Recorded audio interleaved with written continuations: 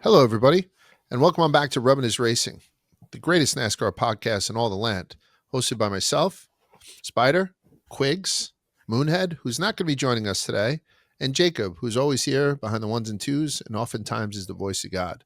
This episode is brought to you by Body Armor, a sports drink. Body Armor has great tasting flavors like strawberry banana and orange mango with no artificial dyes, flavors, or sweeteners. In a bold new look with the same great taste, get your Body Armor today at Walmart or a local grocery store near you. We spoke with Brian Blaney the other day, Spider, and like even his lithe, muscular, sexy body loses anywhere from 4 to 6 pounds during races. And the first thing he chugs when he gets out is Body Armor sports drink. So maybe you can help keep yourself hydrated by using Body Armor. Body Armor, choose better. And speaking of Ryan Blaney's body, have better sex with Blue Chew. Blue Chew is the original brand offering chewable tablets for better sex. And starting now, Blue Chew is offering a combo so strong, it'll knock your socks off and your neighbor's socks off. You'll have to move towns with the amount of noise you'll be making. Blue Chew Max has arrived, and it combines the active ingredients of Viagra and Cialis into one chewable. This combo acts fast, and it lasts. Guys, be ready when she needs it and get your first month of Blue Chew free. Great sex is only a few clicks away. Sign up at BlueChew.com, consult one of their licensed medical providers, and once you're approved, you'll receive your prescription within days. Blue Chew tablets are made in the USA and prepared and shipped directly to your door. And the best part, it's all done online. That means no visits to the doctor's office, no awkward conversations, and no waiting online at the pharmacy. Blue Chew won't stop until every man is bricked up like a brick house. That is the mission. So make life easier by getting harder and discover your options at BlueChew.com. And we've got a special deal for our listeners. Try your first month of Blue Chew free when you use promo code Rubbin. Just pay $5 shipping. That's promo code Rubbin, Rubbin. Visit BlueChew.com for more details and important safety information. And we thank Blue Chew for sponsoring this podcast. Hey, boys, we're back. It's Rubbin is Racing. How's everybody doing? Spider, Quiggs, what's going on, boys? It's going great. Yeah, fantastic. Good. Pumped to be back in the mix. I had a big pick six this weekend at NASCAR, so it was a 3-legger. Download the Pick Six app. I had a $100 lineup that gave me $500 in profit after the win. So I faded Bowman, Bubba Wallace, and Ty Gibbs. And I think that's the strategy for those. Take the worse under. Yeah. Worse. Yeah, and honestly, it was a sweat toward the end. Ty Gibbs, I had him worse than 10.5, and that last restart, or maybe it was 11.5. He restarted 13th. Luckily, he went the wrong way and kind of had a tough restart there. But for a minute, it was a big sweat, and we had a lot of people tailing me too. So I know Tate wants some money on that as well. So check out the Pick Six app. If you download it using the link in my Twitter bio, you'll get $50 in credits after your first $5 lineup. Fantastic. So if you're not following Spider on social media, make sure you do. And you too can tell him or fade him, right? You can do either on the Pick Six app. But you seem to be on a little bit of heater with that thing. Yeah, I mean, I've won probably close to $1,000 off there so far, and I've only been doing it for maybe like the better part of a month. So hopefully we can keep riding that. Spider, they had asked around the office yesterday, what's the biggest what if in sports history? They went all around. I'd given the answer, if Secretariat had erectile dysfunction, we wouldn't have had anyone in the field at the Kentucky Derby, right? If he wasn't shooting magic loads, we wouldn't have all these great racehorses right now. When it got posted, I think it's doing pretty well on social. I think, did you get in on that, Spider? Did you talk about? I did, and I think I said Greg Oden, which I'm not thrilled with, but I also have thought about it since then, and I don't know who I would pick other than he's just the first name that came to my mind. I'm sure there's guys in racing too that, I'm neglecting to think about, but yeah. I would have a tough time coming up with a racing one, to be honest with you. But one of the comments underneath it, I'll give the guy's name. His name is Dan Smith Jr. He said, "What if Dale Sr. didn't hit the wall at Daytona?" Like that's a pretty wild what if. He said he finished second in points the year before, could have won an 8th championship. Does Dale Jr. go on to win multiple championship under his dad's team? Do they create the playoffs? would there be another chapter in the 24 versus 3 rivalry? That's a pretty fucking good what if, right? Yeah. Yeah, Probably it the is. most But glaring one, right? I mean, yeah, that's a lot to think about. For me, that question is more so like, they so can't have like a history, they couldn't have already made a legacy. right. So it's guys that really haven't had the shot, but were set up for having a great opportunity, and then something went wrong. So, to me, Dale Senior had an unbelievable career. He cemented himself as a household name in the sport of racing, and he made a name for himself. To me, it's more about a guys that were kind of coming up and it didn't work out. So yeah, I'm sure there's better ones in the racing game. Sound off in the comments if there's, hyped up people that didn't really get their shot to the full extent that everyone thought. But what if Haley Deegan won a race? Right. What if Shane Van Giesbergen didn't? Yeah. Right? Like Yeah. with the Shane Van Giesbergen thing, would that project still be going on, considering where he is now? If he didn't all of a sudden come out like gangbusters like that and basically shock the world, I don't know the True. answer, but I think it's kind of a cool thing. I think the Secretariat one was probably the best, but Mark with the Brandon Walker show, it's the guy's last name again. Mark Titus. Titus. Mark Titus, yeah, he was just like Len Bias. Like, obviously, there's so many people cut down. I think it's one, I just never thought of it in those terms. What if Dale didn't, pass away on that day? It's fucking wild to think about. Which, we obviously taped this a little later on in the week. So the first thing we'll do is just kind of go over what happened in Texas. Corey Heim wins in trucks. Kyle Larson, again, you couldn't ask for a better substitute driver for Connor Zilich than Kyle Larson. He wins double overtime in Xfinity. Catherine Legg finished the race. She good for her. She finished in 32nd place in the Xfinity race last weekend, and she also dropped a children's book this today. I think Did she? It's called Cat's Magic Helmet. Oh, it's trying to. If it was Large's Magic Helmet, it'd be a totally different book, right? Because that's what my wife calls my cock. But anyway, so it's Cat's Magic Helmet, and you can get it at Amazon and whatnot. Congratulations on her first completed race. But more importantly, in Cup, Joey wins. So we get another Joey Logano win. He started 27th. It's one of those things where people say nobody can pass in NASCAR anymore. Joey Logano qualified very poorly, started 27th. Coming off a terrible performance where he got DQ'd the week before, and then he comes back and he wins. So I don't know if it's one of those things where nobody can pass, or they can only pass when you have a race that turns a little bit sloppy with double-digit, cautions and whatnot. But either way, he got it done. You guys on the impression that Texas is getting better? Because when Spider had asked Chase Elliott, a guy who's normally pretty reserved with his answers, pretty, kind of right down the middle of his answers, Spider's like, what one track would you get off the schedule? He's like, Texas.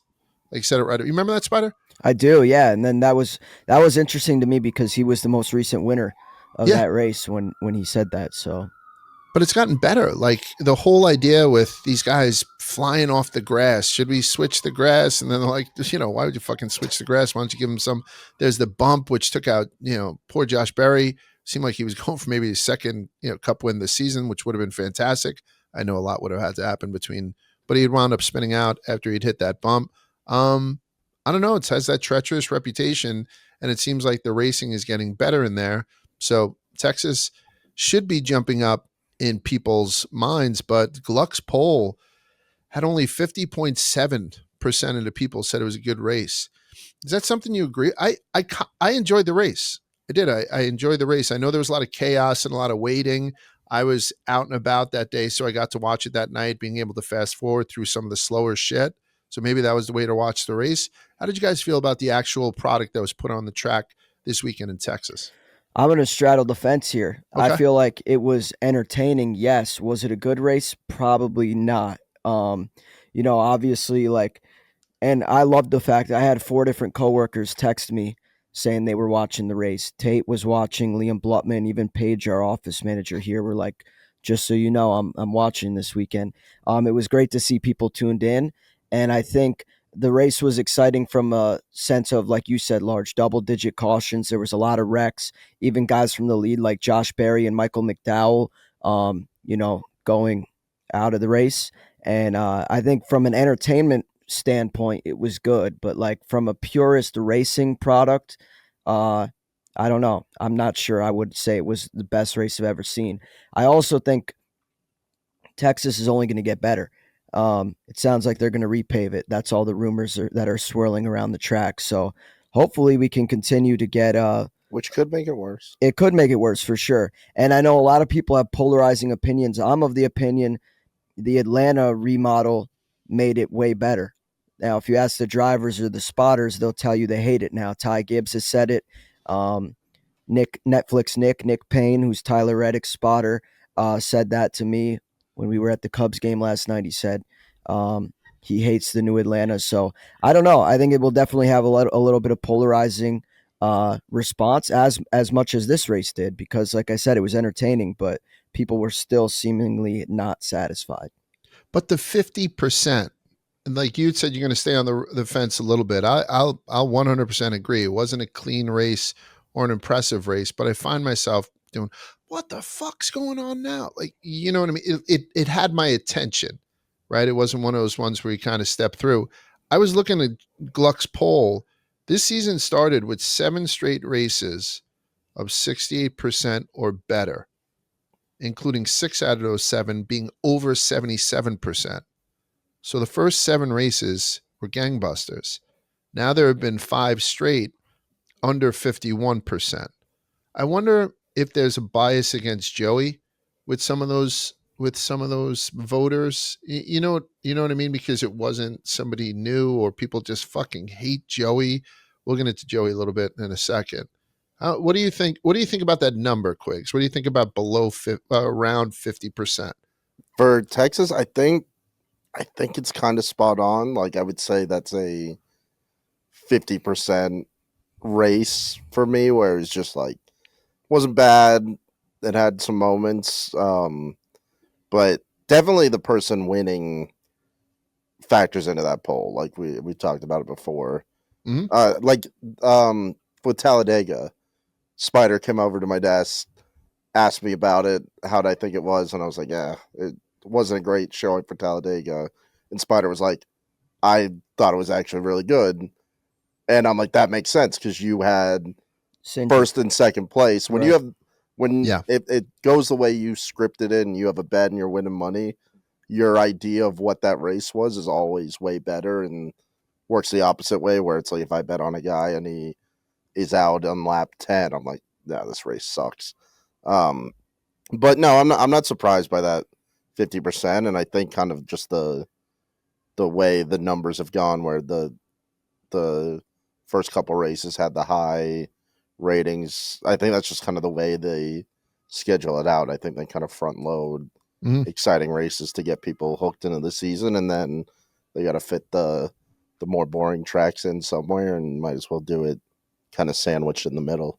Will you agree, though, that it's getting better?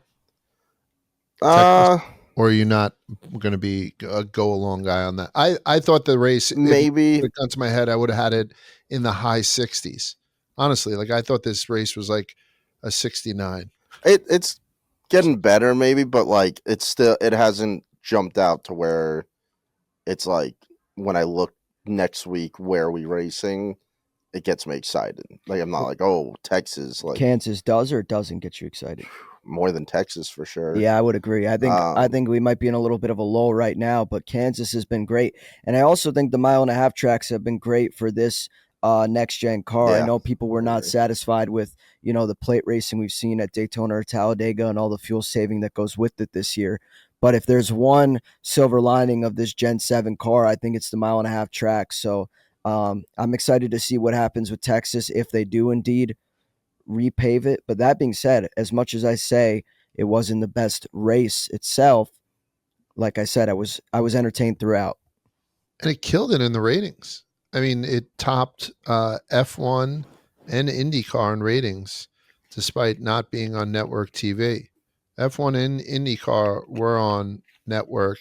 F1 had a huge drop-off, but year over year, kind of unfair, because last year I think they had a very good lead-in with like an NBA playoff game or something. But the F1 numbers had come off. It was a huge headline last year when F1 had topped NASCAR in viewership ratings for this week. So it was nice to see NASCAR back on top, and they're certainly pounding their chests about it a little bit. NASCAR seems pretty proud with what they're getting as far as rating goes. So I don't know. I mean, we're going to talk about it in a little bit, but what happens if you see Texas pop up when they drop the schedule as the championship race? Like, I don't think people are ready for that at all. No, they're not. They're not. But I think maybe after this race, they're a little bit more akin to it than they would be beforehand. And it didn't save Texas, but I was coming in with very low expectations, and I left a little bit higher. Spider likes to give out flowers, talks to people, like when, right, give these guys their flowers and stuff. Yep. And there were a couple of outperformers, right? I know I have them written down here. Yeah, I have but a couple. I was happy for them, but go ahead. I was going to say, and this one's kind of backhanded, but I was impressed with what Spire did. I mean, you had Carson Hocevar getting his first ever pole, competitive for a good portion of that race. Unfortunately, got caught up in a wreck. And then also Michael McDowell. He looked like for a minute like he was going to win the race. And I mean, as much as that block was kind of sketchy and egregious, kind of uncharted territory for both of them. Carson on the pole and McDowell up front late in a race. No offense, nothing but respect for those guys, but just something we don't typically see. And unfortunately, both of them wrecked and didn't get the finishing position that they were probably capable of, but I thought they did really well. And then the other team that I want to call out, and I know Quigs isn't going to like this, is Legacy Motor Club. Two of their drivers in the top 10. I think John Hunter Nemechek finished 9th, and I think Eric Jones finished 5th. Granted, top 10 this week was kind of crazy. There were a lot of unexpected names. You had Stenhouse, you had Austin Dillon, Daniel Suarez in there. And again, no disrespect to any of those guys, but not the way I saw this race going. And I think Legacy kind of delivered. They were like I said, Spire looked really good and unfortunately didn't really capitalize on that. Legacy kind of just snuck around and then ended up finishing really good. So I think they have to be very happy with where they were at. But those were my two call outs from this week, and I'm sure I missed other people. Yeah, I was rooting for their McDowell. I definitely was rooting for him. Yeah. So say that again, Quigs. No, I'll give Legacy their flowers. Okay. That was maybe the greatest thing they've done in the history of Legacy Motor Club. Yeah. Was one of their best P5 weekends. and a P8 at Texas. What do we think? That is their biggest accomplishment in He's 3 years. Dick, isn't he, Spider? Is it? I mean, No, I just is that the great, like the best thing that's happened in the history of Legacy Motor Club? I think John Hunter started the season with like 3 consecutive top 10s. Maybe it was 2. Yeah. I don't know where Eric Jones Powerhouse. finished in any of those races, but I don't know. I'm rooting for Legacy, and I'm also simultaneously really interested to see what happens with their third charter. It sounds like there's some legal disputes going on right now, but it sounds like we can expect them to have a third car next year, not named Jimmy Johnson as a driver. Not to say he won't still maybe race part-time or, pick his spots like he's been doing, but I think they'll have a third full-time Cup driver with them next year. So I'm interested to see who they get to round out that team. I'm going to give some flowers to Trackhouse. Yeah. Those two boys both in the top 10. Ross, P2, and Daniel, as you mentioned, P10. And I know you glanced over it, but Austin Dillon's on a little bit of a tear. Yeah. Right? It's his best finish, P7. Now 3-race streak of top 10 finishes to his credit after he had 10th place run at both Bristol and Talladega in the weeks before Texas. So great for the 3 team, particularly our friend Swanee. Right? Congratulations to those. But I will tell you, Spider, I think you make a good point. It did seem like a super speedway top 10. Like at the end, it was a very eclectic top 10 to look at, which I like. So it's one of the reasons why this race kind of appealed to me. Thoughts and prayers to Denny. I still can't get used to watching guys kind of casually float around in a fucking car that's on fire. But I listened to a little bit of Actions Detrimental, and he said he didn't feel anything, obviously, as the car's going, but once it had stopped, all those burning chemicals, particularly chemicals even that the safety crew brings in to spray on the car, he's like, I got to get the fuck out of there before that shit gets in my lungs. And so just like kind of a scary thing. But anyway, that's for Denny.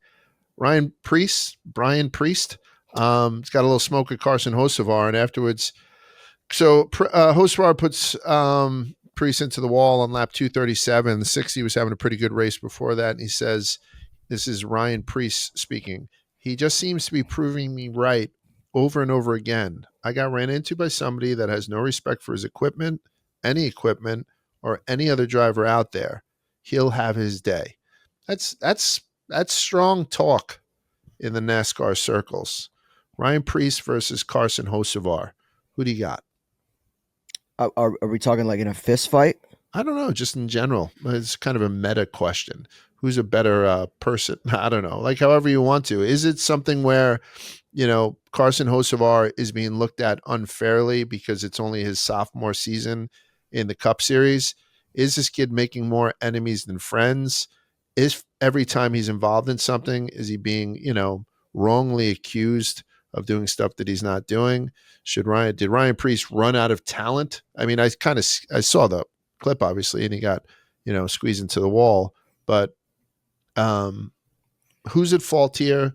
And then, yeah, I guess if there was some sort of smoke either on or off the track, who are you with? Whose team are you on? I think I would pick Ryan Preece in a fight just because, I mean, Carson's one of the tallest guys, if not the tallest in the Cup Series, but he's pretty thin. Mm-hmm. And then Preece is a little bit more jacked. He's got that dad strength. He's like a guy I wouldn't fuck with. You can take a punch. Yeah, exactly. You could take a punch. You could take a hard hit, as he's proven time and time again. But yeah, I mean, I think unfortunately, Ryan Preece is spot on, and Carson Hocevar, that's just the kind of guy he is. That's not a knock on him, but he has proven time and time again that he is the aggressive driver that's going to put himself first. And if sometimes that means other people are, it's at the expense of others, he's doing it. He's also gotten on the Mike Post race for this very same discussion and said he's not at the track to make friends. He'll bring his friends to the track. So from that perspective, it's not really surprising. It does kind of suck because these are two guys I both root for, two guys I had at Talladega. And I thought they're both, honestly, in terms of driving skill, and this might be a hot take, I think they're both kind of on the same tier of driver. They might be up front at certain races. They might be able to steal a win at some point this season. So it's no surprise that they're kind of racing nearby each other. And it's simultaneously no surprise that Hocevar remains aggressive, which again, as I've said time and time again on the show, is something I love. I think we need guys that are, pushing the boundaries and not being just respectable and clean driver like everyone wants. Like that gets boring. I missed the Ross Chastain from 2022. Carson Hocevar is the closest thing we got to it. So I'm here for it. It sucks for Preece, but it's just part of the sport. Is he going to pay for it? Like that's the whole thing. I think it's attractive to the fans to watch an aggressive racer, and Carson has that personality. I think he makes him easy to root for. Good sense of humor. He gets involved in a lot of stuff outside of the track. I mean, shit, he was on the bull with you a couple of weeks after he's wheelbarrow racing with you. We have that whole thing coming out in the Talladega vlog, which is going to drop, I believe, this week, right? So he does have some degree of fan appeal. But I think the guys who are racing with him flat out fucking hate him. Yeah. Right? I don't think people trust him or like him. It might become very difficult for that guy in a sport where we know people need help every now and again. I'm wondering if it's going to come back to bite him in the ass. I don't think just all that, not yet. Mm-hmm. To me, I think regular season, incidents happen. I think this one kind of got more attention than maybe deserved. But unless something like this happens and Carson ruins a guy's shot at a championship or late in the playoffs or something like that, I think then we might have to start being fearful of, retaliation. For the time being, I think, like you said, Large, people might just be skeptical to help him out or work with him. But I think he can get past that. It's pretty rare that we ever actually get the retaliation. I agree. We should start making a chart it's of true. Drivers who threaten to retaliate and then whether they go through on it. And Yeah. I bet it never happens. It's it doesn't happen the next week and then you forget about it and then it never actually comes. I think part of that is when you open your mouth in public, then NASCAR has something to bang you on if you were to follow through the following week. Yeah. That's why Denny kind of neutered himself a little bit on his podcast as far as, doing anything retaliatory. So yeah, I wonder if it is just all blustering, if there's nothing to it. Either way, Ryan was pretty pissed getting out of his car, so I don't fault him for saying, "Oh, he'll learn, he'll have his day." But you're right. Very rarely do those days come along, so maybe it's just kind of all bullshit. Joey Logano is the best driver right now for the Cup Series. He is. Joey Logano is. And name me a better one right now. I don't mean the best driver. I mean the best Cup Series driver right now is Joey Logano. In the current NASCAR power rankings, they have him at 10th. This guy has won 2 out of the last 3, just snuck in another one. He's going to a very, very kind Penske track for the finals. I don't know what else this guy has to do to kind of climb up those rankings. Or am I not seeing the forest from the trees? Oh, Kyle Larson's the fucking best. Christopher Bell has 3 wins. Denny Hamlin's all like, is this one of those things where we're just not giving this guy his flowers? Joey Logano, by all measures, if you're just measuring Cup Series success and who's the best, it should be an obvious answer. I don't think you'll get that from most of the fans. Quigs, is Joey Logano the best Cup Series driver right now? Well, maybe No, it's just say your maybe answer, it's because not giving him his flower things, but no, Joey is not Spiders, the is best. Cup Joey driver. Logano the best Cup Series driver right now? No. Okay, so winning 2 out of 3 and being a playoff driver did does he win not make 2 you of the 3? best. What? Did he win 2 of 3? No, that was his first one, right? Yeah, this is his first... 2 or 3 championships. I'm talking about Cup Series only. I don't think Joey, if he all of a sudden gets in a dirt track, he gets fucked. He wouldn't be able to do the double, all that other bullshit that doesn't matter. I'm talking about his job. He's a fucking Cup Series driver. He's won 2 out of 3 championships. He's a 3 times champion, and he's fucking going to be in the playoffs at a very friendly track. He's getting caught cheating, doing all this kind of bullshit and creating headlines for us to talk about. I mean, to me, I just think he's number 1 with the bullet, but I don't think that I can get a lot of people to agree with me on that. He's almost the best guy on his own team. I mean, it's honestly, I think there's an argument to be made for that, Large. What does he need to do to make that argument? What does he need to do? So when I ask fucking Quigs, who's naturally very, very negative, when I ask Quigs, what does Joey need to do to be the best driver in the Cup Series? I think he needs to have a great season this season. And I know that's coming off a season last year where he won the Cup Series championship. But a lot of people felt like that was undeserved or kind of fluky or a testament to a bad playoff format. One way to shake all that criticism, as much as he tried to do it in our episode with him at the end of last season, would be for him to go out, have multiple wins this season, and make a deep playoff run, and really cement himself as someone who deserved both of those 2 of 3 Cup championships. Not to say he hasn't, but I think the argument for it being undeserved becomes a lot less credible if with a good season this season. He's ahead of schedule from last year. I don't think he got his first win till June last season.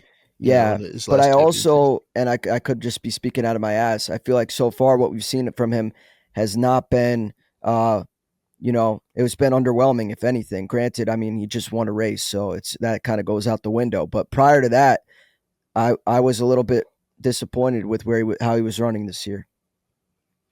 Okay, I don't know why I'm going to die on this hill. Then he's got 1 top 5 this year, Large, 2 top 10s, and I think that he does know how to win in this current format, in the current place where this championship is going to be. I don't know. It just seems like if in any other sport you had somebody who had won single sport too, where it's, I won the Masters 2 out of 3 years. It doesn't seem like he gets enough credit for what he's doing. And maybe I'm just becoming a Joey simp because of all that shit that had happened with Chipper Jones last week. I mean, I jumped on his back. John Hunter Nemechek, 1 top 5, 3 top 10s. Daniel Suarez, 1 top 5, 3 top 10s. Noah Gragson, 1 top 5, 2 top 10s. These are guys that are, not considered the best in the sport, and they have similar finishes this year, obviously without the win that he just recorded. But my point remains. I think it's been kind of a slow start for him this year, And if he's truly the best, as you're arguing, then he needs to prove it with the rest of the season and maybe have another deep playoff run that's not as subject to criticism as last season's. If he wins the championship this year, I'm going to be so overwhelmingly happy. He's not even my favorite driver or anything like that. I just, I know top fives and top tens, but how many those guys don't have any wins and certainly don't have any fucking championships. Like that Sure. should give you more gravitas than being compared to John Hunter Nemechek. I Even if you're agree. having a slow start because you have the win and you have the opportunity to make it into the playoffs, which John Hunter right now does not, and maybe he will. It's just one of those things where The flip side of that argument, though, is like Denny Hamlin's a hack driver because he's never won a championship. I don't feel that way at all. So it's not all dictated on championships, especially in a time when, there's so much ridicule over the championship format. Like, I think a big portion of racing is not just wins, is top tens, top fives, finishing position. And from that perspective, I think Joey Logano has work to do if he's going to, be the guy that you're painting him as. Yeah, and I think that's a good point. That if I preface the question with just saying Cup Series driver, I think it has to. Maybe I need to get out of the mindset that championships mean a lot. Well, they certainly do, but I also think, but don't they mean the most? I would say so, but so then Joey's a better Cup driver than Denny. It's not even fucking close. Like, to me, it's not. If you're going to have that many championships in the Cup, like that's what everybody wants, to win championships. I know wins mean a lot and crown jewels, and Joey has a couple of those too, right? So, and he's younger than Denny, so he can climb up that win list to get close to Denny by the time this is all said and done. Like, honestly, like moonwalks into the fucking Hall of Fame, and I don't think he gets. Everyone's like, oh, another Joey Logano win. Yeah, this guy's fucking awesome at this thing, whether he's. And believe me, the web glove and the fucking extra or the one bolt off, I get all that shit. And being a dick to Austin Cindric on the radio, I get that. I don't know. I just feel like we're experiencing greatness and maybe not seeing it. And I can't be the only one that's right, so I'm missing something. Like, you know what I mean? Like I can't, because I'm too fucking stupid. There was a headline that ran across. Quigs, you actually made it. You put it in front of me. We like Hailie Deegan, and we know that she comes from a motorsports family. Her younger brother, Hayden Deegan, won the 250SX West Division Supercross Championship in Denver this week when he made an aggressive move on his teammate, Cole Davies, for the race win, sending Davies over the burn. It gave him the race win and the title. Afterwards, he had some choice stuff to say to the people who had been doubting him or saying that he didn't. What exactly did he say again? They can kiss these nuts, or what? He threw something out. He started out with a pretty standard, like NASCAR style interview where he was like, yeah, I'm happy to be here. Shout out to my team.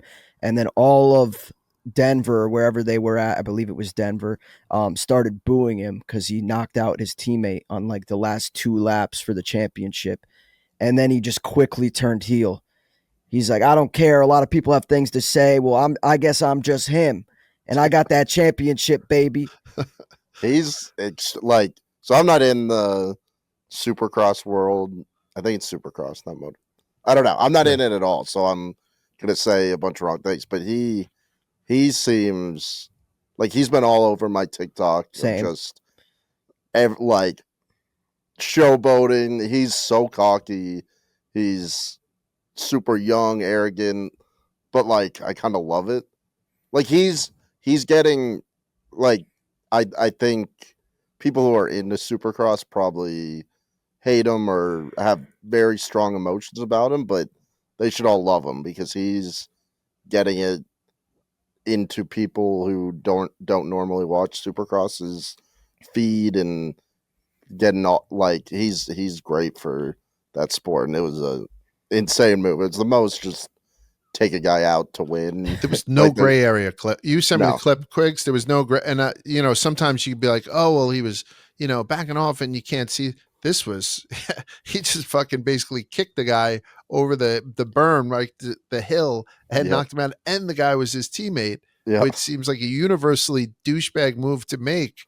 I loved it. Yeah, I agree with Quigs. I think, he's bringing a whole new audience into the sport, love him or hate him. I'm like Quigs. I don't know very much about this, but it came across my TikTok feed and I was captivated. A lot of people were saying you got to do that move for a championship. And then to go on the mic like that and just kind of take a victory lap, I thought was awesome. And it sucks that it was at the expense of his teammate, but we see it in NASCAR. People will move a teammate or wreck a guy, whoever it is, to win certain races or advance in the playoffs. So I kind of see where he's coming from. And I don't know. This is definitely something I'm going to try to hopefully get more into. It looked like awesome. But and you're right, it does promote the sport. And this sport, it's certainly not as big as NASCAR. I mean, I got more of those the drag car, the Tony Stewart stuff on my timeline now, just because I hit up the NHRA, the Hot Rod Association, last week, and that shit's electric too. Like they need these little things, So is Hayden Deegan the Carson Hocevar of Supercross? Maybe. I think it's probably good for the sport, but he's going to be wearing a black hat at a very young age, and I'm here for it. Fuck it, right? Yeah. Fucking Hayden Deegan. Chipper Jones on X after Joey's win. Congratulations to Joey Logano, a Hall of Fame driver with a masterful win. This is what NASCAR fans expect from you. Hard-charging wins and gracious top 5s and 10s. Well done. that's a loaded compliment. That's a little passive aggressiveness from Chipper Jones. Joey went back with an Atlanta Braves hat on and said, like, cool, truce. So sort of wanted to kind of squash this thing. I'm very disappointed with the way that this had gone. I really wanted this to go on, because the way that Joey went from being disqualified, disgraced by having people get to hear him on the radio being a dick, then having this guy come out of the blue and drop an elbow on him and Chipper Jones, he comes back and wins the next week. He really could have rubbed his fucking nose in it. And I don't know why he didn't. Like, I don't know why there's a lack of aggression. I'm here for the Joey Logano, Chipper Jones smoke. I'm arguing with Quigs that this guy is the best Cup Series driver. Joey Logano should be telling Chipper Jones, oh, by the way, Chipper, suck my cock. Like, that's what I think should be what he should be saying, not truce or not anything, and maybe put Chipper in his place. Like, you know what I'm saying? Like, Oh, yeah. You fucking stay in the hot corner and leave the driving up to us, and we'll be able to take care of business because I just won. Now, shut up, asshole. Am I that's just what he should have asking done. for it? I'm starting to think this whole beef was just fake. I think it might be promotion for the Speedway Classic or whatever they're calling it. The MLB game versus the Braves and the Reds at Bristol Motor Speedway later this year, because it just seems like a little too out of the blue. You know what I mean? It seems kind of premeditated. Who's playing in that? It's the Reds versus the Braves, I believe. Oh, Yeah, August 2nd, Reds, Braves. could be. I That also might be a Spidey scoop. Well, I also feel that way because I requested Chipper Jones to come on this very show and do an interview with us. And unfortunately, I didn't have any luck doing it. But our guy who helps us with guests on the Barstool side, shout out James from NASCAR. But we also have this guy, Josh, who does a lot of sports booking for all of our shows.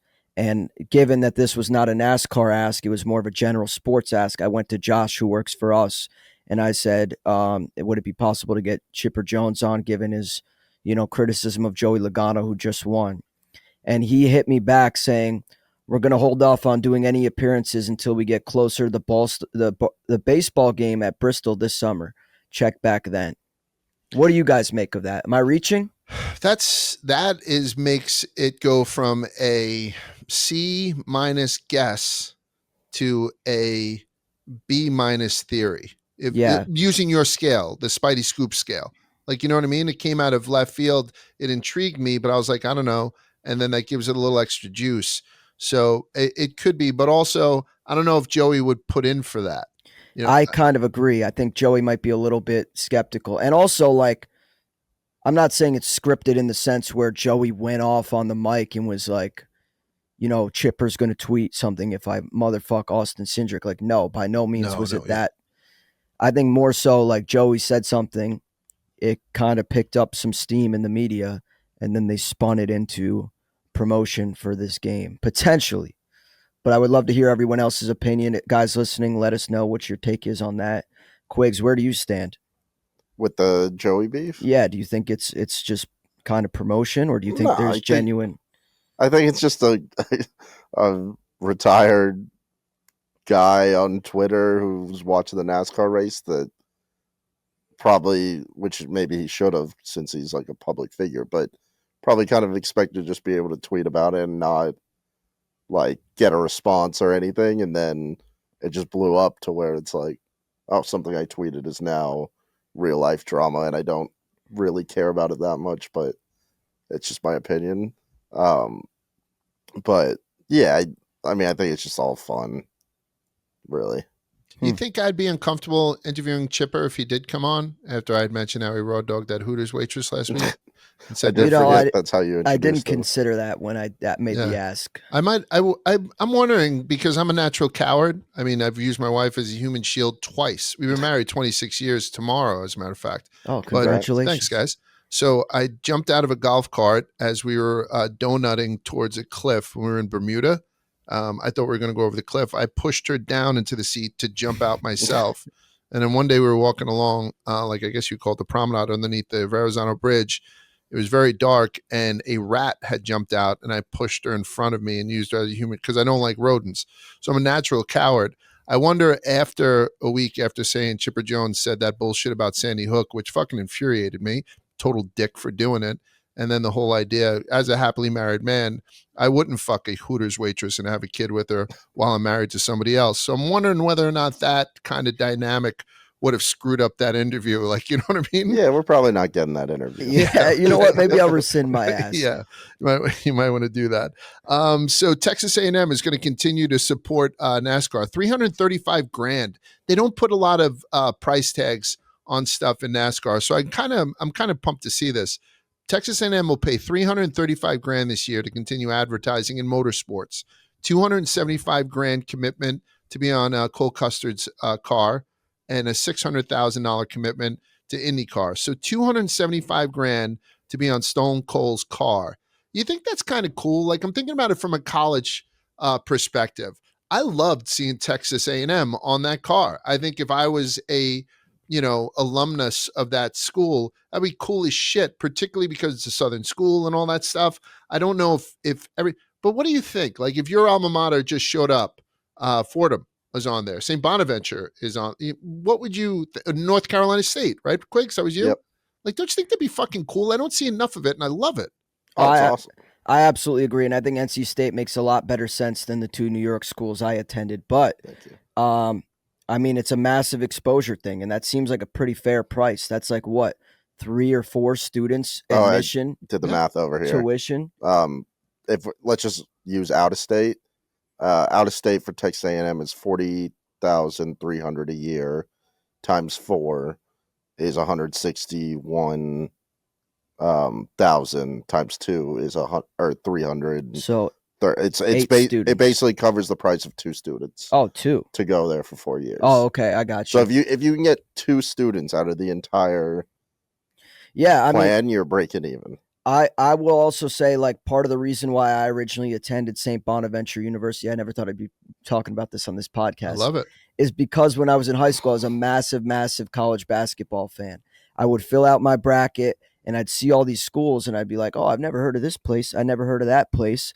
And sure enough, I actually attended and enrolled in one of those schools, St. Bonaventure, that made kind of a Cinderella run in the Atlantic 10 tournament and appeared in March Madness. And I think that can do wonders for a school. I'm sure I'm not the only one that, has had a similar move like that. Even when, like, for example, and this is a lot different, like when Villanova won the Natty, all of their admission numbers went up. Not their like percentage of kids admitted, but their application numbers went up. And the competitiveness of the school got a lot more significant. So I would compare it to like March Madness. Everyone wants to see their alma mater, the team that they pull for, on the big stage. And this is like what NASCAR has, kind of similar to that. Granted, A&M's already a pretty big school. It's a state school. They have a lot of money. And, like Quig said with the math, it's not really that big of a investment, but I don't know. I think it's great. If that were my alma mater, I'd be pumped. I'd easily be rooting for whoever was driving that car. And I think 1,000% buy a shirt. Huh? Yeah, the merch. Buy a shirt. Like, you buy the merch, like everyone. and then think about it. If that car somehow wins a race with that paint scheme, I think that's awesome. Yeah, they're gonna have that thing on campus. People are gonna maybe, I don't know, like a display car of it or something. But I overall love it, and I know this is not new. We've seen other schools. Yeah. I think we had Kansas do an NIL thing. A couple of Liberties in there all the Liberties time. always on there. So yeah, it's like there are. This isn't new, but I do think it's great. And again, that seems like a steal for Texas A&M, a school that is one of the biggest states, a state school with significant funding and a massive student population. So it seems like a no-brainer win-win.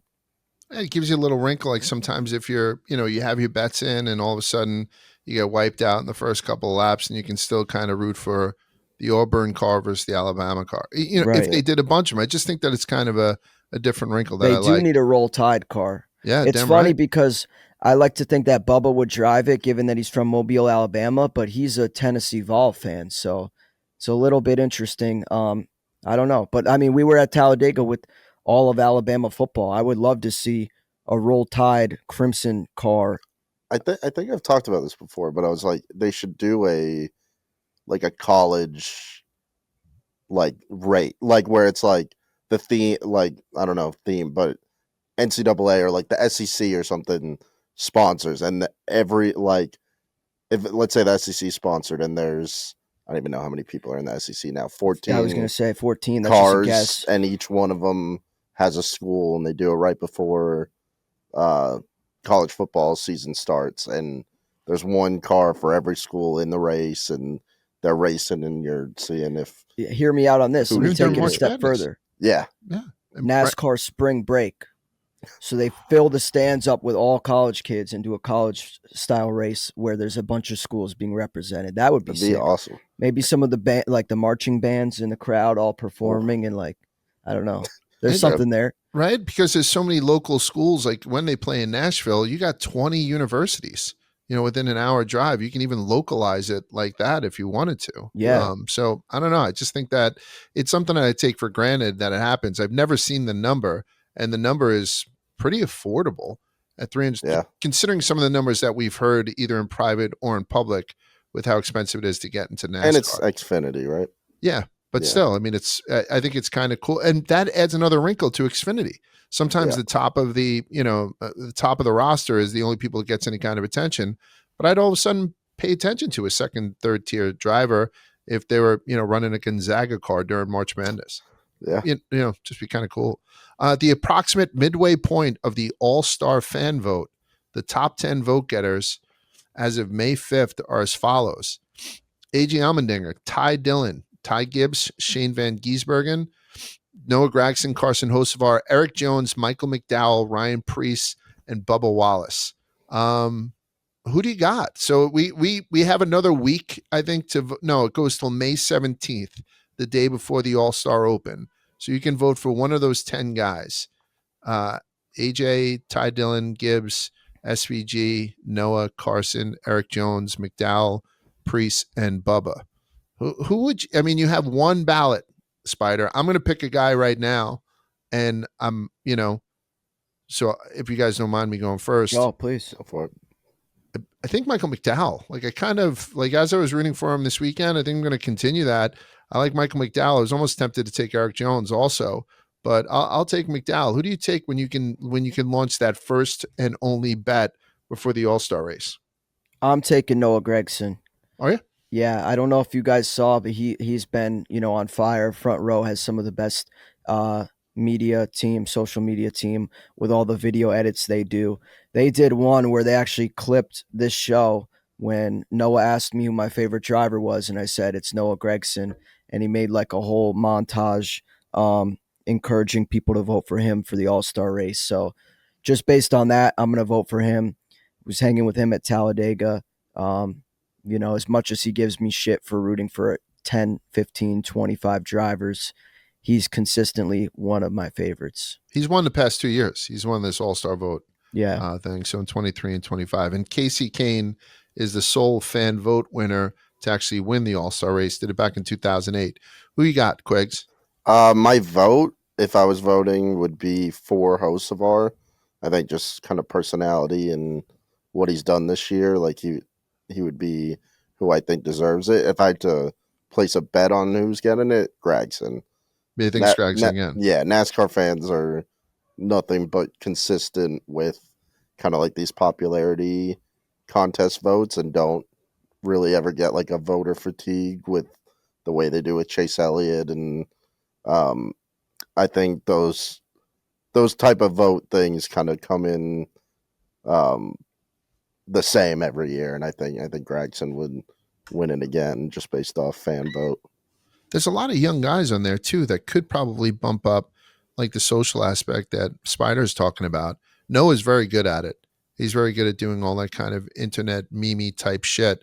But somebody else on there, like, Bubba obviously be good at it. Carson be good at it. I think, Ty Gibbs digs himself out of a hole for people who don't like him for the whole nepotism thing. But no, there's a bunch of people on here that I think are good consideration. So yeah, I'll roll with McDowell. Bobby Pockrass made it official, what NASCAR just made official, what The Athletic reported, which we all knew with the schedule season last change. So the worst kept secret in NASCAR. The finale will rotate year to year. Homestead will host the 2026 championship race on November 6th through the 8th in 2026. Phoenix will still have 2 races and will be included in the rotation, but that's all we know. Every other track is TBD. The playoff format is TBD. All we know is that next year, with the championship race going to be in Homestead, there will be no spring race at Homestead. Ben Kennedy has been making the rounds everywhere, trying to answer questions. He said that Vegas, which is an SMI track, is definitely a maybe. Right now, no super speedways or road courses as of right now. And the full 2026 schedule is about a month away from being dropped. This is great news to see it confirmed. It's old news as far as we're concerned.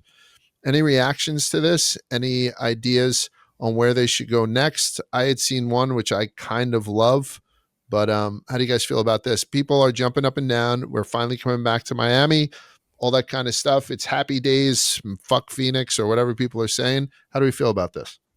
I love the move. I mean, Miami's a great destination in general, and then you combine it with, the conclusion to a great season there. I think it's shaping up to be an awesome move. Outside of Miami, which again I'm very obviously excited for, I would like to see them go to Charlotte and do one there. Stole mine. Oh, I'm sorry. No, you got No, I mean I just think Charlotte always shows up for NASCAR, and then being the home kind of to all of these teams for the most part, a lot of the drivers. It's just something that would be cool, and I think and just getting a different type of race that's not a 600-mile one. Yeah, like kind of just switching up the length format of it would be. Oh, you don't want to do it on the Roval? No. Oh, okay. I'm sorry. For a second. That would make people lose their minds. Oh my God.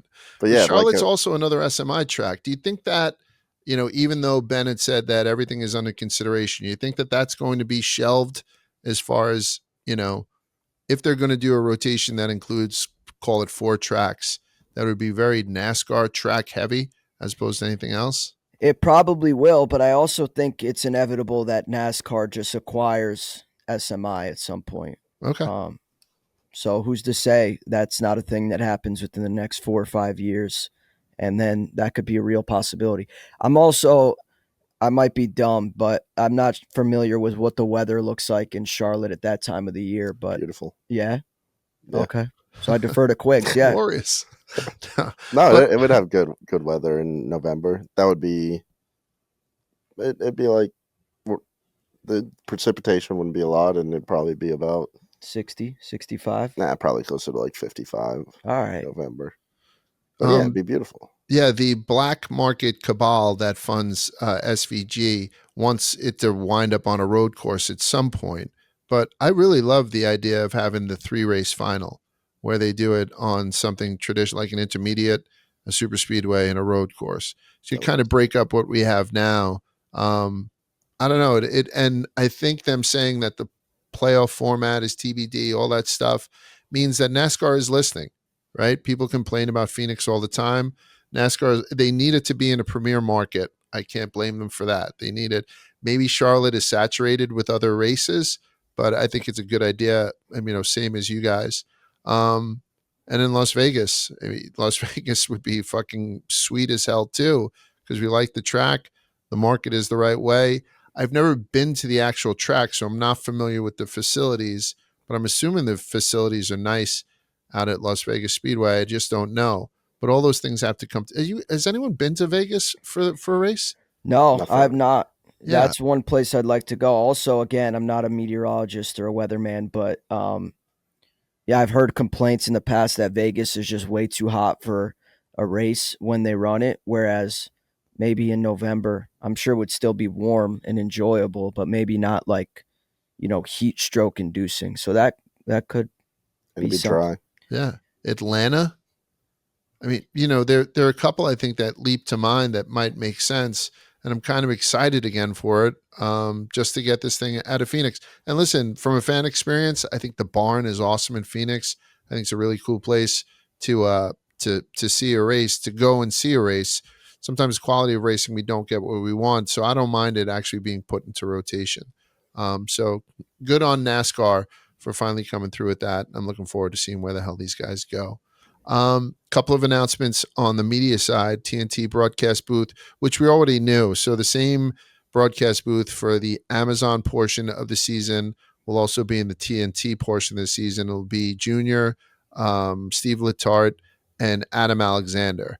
And then the pre and post race shows on TNT will be hosted by Shannon Spake with analyst Jamie McMurray and our friend Parker Kligerman. So good luck to him. The pit reporters are going to be Marty Snyder, Danielle Trotta, and Alan Cavana. And Mamba will be racing correspondent and on-air contributor, our old friend Mamba. True TV's weekly NASCAR in-season challenge altcast will be Jeff Burton and Larry McReynolds. I'm looking at that lineup.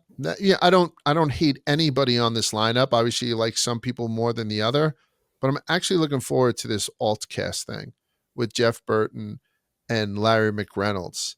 I think with the Manning cast being such a huge success, everybody's trying to capture that. I was just asked if I would be interested in doing an alternative broadcast for a bare knuckle event with a BKB. And it just gives like the fans who automatically just hate whoever comes on their fucking TV. Clint Boyer's a douchebag, like all that stuff. It just gives them the opportunity to like kind of go elsewhere and watch the same race. So it's kind of brilliant. And I got a soft spot for Larry McReynolds. I think it's awesome. So this lineup here agrees with me until it doesn't. Until, somebody, I'm like, wow, Steve Letarte, I didn't realize I hated that motherfucker so much, or whatever it is. How do you guys feel about this lineup? I think it's kind of hot, no?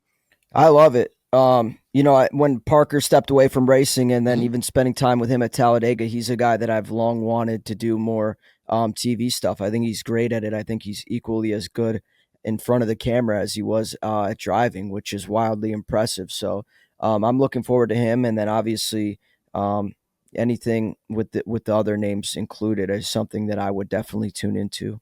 I think a lot of the things, going back to Lee Diffie last year, a lot of it is just having new, fresh voices in the sport. And I know that's kind of a bad characterization of the names that you mentioned because they're all guys that have been in the sport a long time. But like you said, an alternate broadcaster, something that's a little bit different than what we're used to getting on a week to week to week basis is something I'm very much looking forward to. And I think they got a great crew. And they have it during that time that they're going to have the tournament. Right.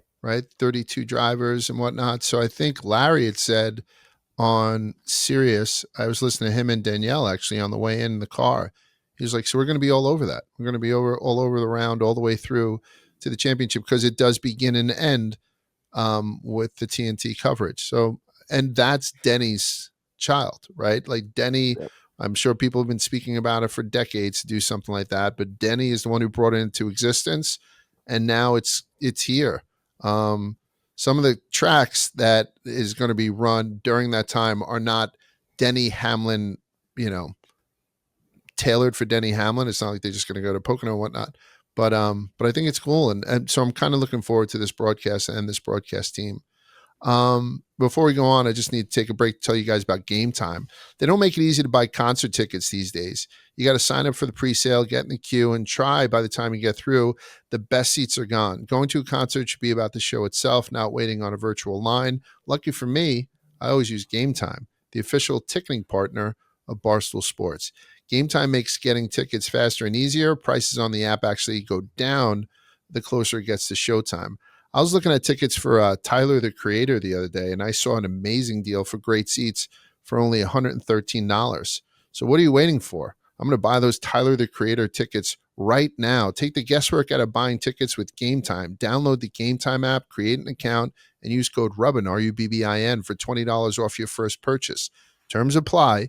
Again, create an account and redeem code, spell out Rubbin here, RUBBIN, for $20 off. Download the Game Time app today. What time is it? It's game time. Let's talk about Kansas, Spider. Yeah. We've been there. So Barstool was owned by Penn, which owned the Hollywood Casino, which is right on the track at Kansas. I don't know if they ever put out that patio. Remember when we went there, Spider, and it was absolute trash, the fucking casino. But they had this like deck that was looking out onto turn 2, which they were supposed to make into this, viewing place with all this NASCAR themed stuff. I hope to God they put that in, because if they did, that is a fucking awesome place to watch a race on a track that always gives us, well, not always, but it recently has given us some great fucking finishes. So where do you rank Kansas on a place to be on somebody's bucket list to go and watch a NASCAR race? That's tough. I mean, it is, right? Yeah, I'm not the biggest Kansas City guy, and granted, we didn't really see much of it. We were just in and out, but it's not really like a destination like some of the other places we mentioned, like Miami, Las Vegas, Phoenix, even like Charlotte, for example. There's more going on than Kansas City, especially from a racing fan perspective. But I like Kansas. I think it provides one of the most exciting races of the year. And I definitely think that the ratings that we saw last week will not be what we see this week. I hope I'm right. I hope we get a good race. But I feel like Kansas is consistently a track that you can kind of set your watch to. And these cars seemingly provide good racing at. So I'm excited. We saw some really cool stuff when we were there. We saw Bubba Wallace win, if I'm not mistaken, large. Yeah. And I think it's a little bit kind of wide open. Like, I wouldn't be surprised to see an unexpected winner this week here at Kansas. So in terms of actually going, I don't know. I mean, the Hollywood Casino, they took care of us. But if you're going as a general public, I'm not sure how the experience would go. But either way, I think, this is a race that's going to be great to watch from the track, from the patio, or even from home, if that's where you're going to be watching. That honestly would probably be my preferred way to watch this race, especially being at Talladega. And don't get me wrong, awesome trip. But I feel like majority of that trip was the surrounding things around racing, not necessarily the race itself. Like, we didn't really get comfortable watching the race until midway through stage 1. So a lot of times it's better to watch these races on TV. You can know and hear every little thing, which is again why I'm excited for that broadcast crew you just pointed out. Right. But I think this will be a great race, and I'm excited. Kansas was good to us when we went, but at the same time, I'm content watching this one from the comforts of my own home. If they put in a pretty good sports book, because the sports book hadn't been built yet. Remember, we were sitting on like folding chairs and shit. Yeah, it was. And listen, it sounds like I'm shitting on it more than it is. It just wasn't there yet. If they built in around it, sneaky good steakhouse. We wound up having a really good steak there. I don't know if you remember that, Spider. We had a pretty cool little meal. I think we were making money, and Kelly, right? All those people. So it was like a really good time. We had fun. It's just I was just surprised that they didn't have more access to a track that was basically outside of every window. You know what I mean? Like, they just didn't take advantage of it. Let's break down Kansas. But before we do that, I just want to remind everybody that the Autodromo Hermanos Rodriguez is the crown jewel of the NASCAR Mexico Series. So tight corners and fast straightaways, plus drivers to their limits with door-to-door battles all race long. Anything can happen in Mexico City, where bold moves and dramatic finishes are all part of the show. The fan experience is electric, with passionate crowds, nonstop energy, and a celebration of motorsports culture. Tickets are going fast, so lock yours in now at NASCAR.com, and don't miss the excitement when NASCAR hits Mexico City in the middle of June on June 15th. So feel the adrenaline in Mexico City. Get your NASCAR Cup Series ticket now for edge-of-seat racing action and secure your seat today at NASCAR.com. So No Xfinity this race. No Xfinity this week. By the way, we didn't have 3 wide this week. We didn't line up any kind of guest, but we do have a couple of monster fucking guests coming up in the next couple of weeks, including next week. We're going to have Dale in the New York office in New York HQ, Spider. So Dale and Kelly are going to come in. We're going to talk about the special that's dropping about their dad, the whole deal. Then we got Jimmy Johnson on tap. I think maybe even for the following week, if I'm not mistaken, right? Yeah, I think he's 2 weeks from today. Yeah. So we got a couple of monsters coming up, which I'm very, very excited about. There is no Xfinity this week. It picks up again in Charlotte. So Xfinity has 2 weeks off. Trucks, they have the Heart of Healthcare 200. It's going to be Saturday at 7:30 p.m. Night race on Saturday. You can catch on an FS1. Brandon Jones will be in the number 1. Byron and Hocevar will be in the 07 and 7 respectively for Spire. I believe Larson was initially scheduled to wheel the 07, but then somebody reminded him that he can't race every fucking race on the schedule. Its cup race is going to be the 12th of the 26th in the regular season. It's the Advent Health 400 on Sunday, May 11th, which is Mother's Day, starting at 3 p.m. on FS1. Corey Heim makes his 2025 Cup Series debut. He's racing the series 3 times prior to this year. He'll be wheeling the number 67 for 2311 with crew chief Booty Barker. Booty Barker back up in the box for Corey Heim. Jesse Love will also be in the field in the number 33 RCR Chevy after they announced that Jesse will make 2 additional Cup Series starts for the team this season. The other one's going to come at Richmond on August 16th. Kyle Larson is your defending champ, and he's the odds-on favorite right now, plus 400. But Denny's won this thing 3 times. After Kansas, we are 2 weeks officially away from the halfway mark of the regular season, right? And so we'll talk about who's on the hot seat for the first time in a couple of weeks. I know we were saying things are premature, but I also just realized, hey, it's not 36 weeks. We only have 26 before the playoffs. And so we could be still in a situation in 2 weeks where fucking Brad Keselowski is still behind, Riley Herbst in championship points. And that's a little fucking weird to say out loud. So we're going to keep an eye on that. And with that, let's go into trying to pick some winners. Spider has been the hot hand. So I'm going to let him go first. But before you do go first, Spider, Picking the Tires brought to you by DraftKings. The NBA 82-game grind is done, and now the real fun begins. The NBA playoffs are here, and it's time for all the high-stakes drama, clutch moments, and jaw-dropping plays. I can't wait. If you're looking to make the playoffs even more exciting, DraftKings Sportsbook has you covered as an official sports betting partner of the NBA. From the playing games all the way through to the finals, now's the time to back your favorite players and teams as they chase glory. All season long, DraftKings has been the go-to spot for NBA player props. That doesn't stop now. Want to make your playoff experience even more intense? Try placing a bet on your favorite player's performance. Will they drop 30, 40, or more? It's your call. Ready to place your first bet? Download the DraftKings Sportsbook app now. Lock in your bets, and let's make this a playoff unforgettable. Here's something special for first-timers. New DraftKings customers bet $5 to get $200 in bonus bets instantly. Make it a playoff run to remember at DraftKings. Download the DraftKings Sportsbook app and use the code Rubbin, RUBBIN. That's code Rubbin for new customers to get $200 in bonus bets when you bet just $5 only on DraftKings. The crown is yours. Do you need a couple of minutes, or do you guys got your bets all set? I know that I had put mine in already, so if Spider, if you want to go first, or if you want to go back in rotation, let me know. I'm good to go. Let's see it. I'm gonna go with a guy that Noah Gregson said I was a meat rider of in this week's vlog. So make sure you go watch our Talladega vlog. Okay. But my pick for this one is Denny Hamlin outright. He's 8-1, and I think that's a very fair price. It looks like on DraftKings there's 4 guys ahead of him. Denny Hamlin's the 5th favorite to win this race. Double the odds of Kyle Larson, who's 4-1. And if you look at Denny's numbers here, since February of 2022, he has an average finish at this track of 3.7. In 6 races, he's got 5 top 5s, and he's only won once, but it has been pretty diverse since then in terms of wins. I think no driver since then has won twice. Tyler Reddick, Bubba Wallace, Ross Chastain, Kyle Larson, Denny, and Kurt Busch are the 6 winners in the last 6 races at this track. So if there's a guy that's going to get his second win, I would be all over Denny. I think that's a fair price at 8-1, and I think historically he's been a good bet here. Outside of that, if you're looking at later past just 2022 and all the drivers in all their races at Kansas, another guy that I really like, excuse me, is Joey Logano. Joey Logano, and I think coming off a win, momentum's a real thing. In Best Cup 30, Series driver.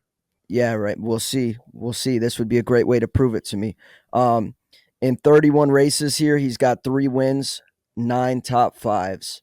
So I don't know. He's currently plus 180 for a top 5 on DraftKings, which might be worth a look. He's won nearly 10% of the races here, if my math tracks. And he would be a guy that I would have eyes on outside of Denny Hamlin. But that's going to about do it for my card this week. I don't know what you want to do with Joey. I'll probably take him for a top 5 plus 180. And those will be my 2 plays. So Denny Hamlin outright 8-1. Joey Logano top 5 plus 180. I like it. I like it, Spider. As a matter of fact, I'm going to meet ride a little bit with you. I'm going to go if that's cool. Yeah, please meet ride with me. By the way, the trucks being on Saturday night, I'm going to be paying a little bit closer attention. And Heim time is plus 150. And that's in a field that has William Byron and Carson Hocevar. That's pretty fucking special. Carson Hocevar also is plus 150 for a top 3 finish. Seems kind of sweet for me, but I'm staying away from that. I'm going to take Carson to win because I'm getting plus 600 for Carson Hocevar to win in trucks on Saturday night. So I added that to my card.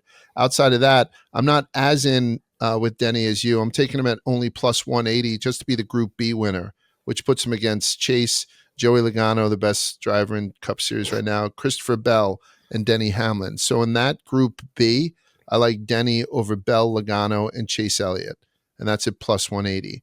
I'm also taking Josh Berry for a top 10 finish. He's plus money. He's plus 120. Josh Berry, so not a lot, but plus 120, top 10 finish for Josh Berry. And then my winner is I'm going to take Reddick. Reddick at plus 800 to win the damn thing. Reddick's overdue. I mean, as is Blaney and whatnot, but I like Tyler at this track, so I'm going to jump on that. We got to have Tyler on soon. He's one of those guys that we haven't had on in a while. But who do you got, Quigs? Take us out. I'll continue the trend with Denny. I have Really? him plus 800. I think for all the reasons Spider does that, that number of an average finish of like 3.7 is so low for an average finish. So love that. And then I love this pick. Another guy who puts up really good finishes on this track, and I'm getting him at plus 1,800, and he's kind of coming off a hot week. Ross Chastain. I think he could pull out a win this weekend, which would be very fun. And then I have a little combo of a top 10, top 5 parlay. So my top 10 guys, Bubba Wallace, Ross Chastain, Alex Bowman, and then just toss a little top 5 Kyle Larson in there. And that comes out to plus 834. Really? Yep. All right, cool. All right, so that's it for us this week on Rubbin is Racing. Again, if you're not following Spider, you should be following Spider on all social because he'll be dropping in his pick 6 with DraftKings closer to race time. Again, no Xfinity. We're going to see the trucks run with a couple of familiar names on Saturday night, and then the Cup Series should be a banger on Sunday. Happy Mother's Day to everybody who celebrates such thing. Anything else we need to talk about before we go, guys? I think that's it. No. Go watch the Talladega vlog. It'll be out when you're listening to this pod. So go check that out and see how we were enjoying ourselves at Talladega. I will have Dale Jr. live in the studio next week. We'll talk to you next week on Rubbin is Racing. Peace.